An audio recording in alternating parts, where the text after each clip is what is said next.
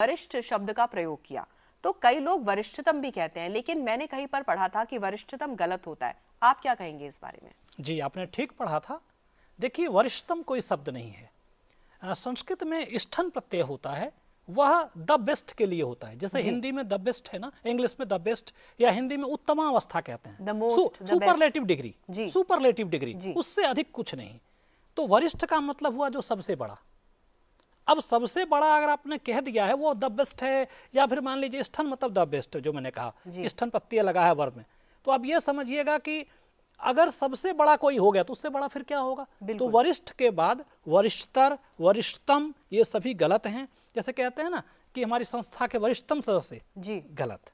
क्या कहना चाहिए? हमारे संस्था के वरिष्ठ सदस्य। चीज है कि कहीं पर भी संस्कृत में बड़ा स्पष्ट सा नियम है, कहीं पर भी सुपरलेटिव डिग्री जहां होगा स्थन लगे, जैसे श्रेष्ठ, जी, श्रेष्ठ में भी क्या है? जो सबसे ऊपर है, श्रेष्ठ है। अब श्रेष्ठतम नहीं होगा।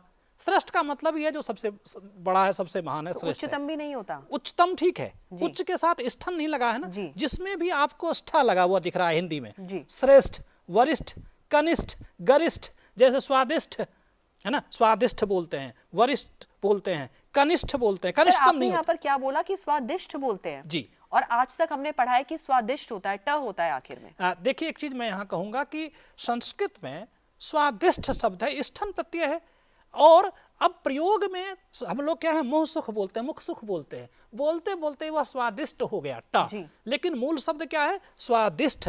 और स्वादिष्ट का मतलब क्या होता है? इसका मतलब है जो जिसका स्वाद सबसे अच्छा हो,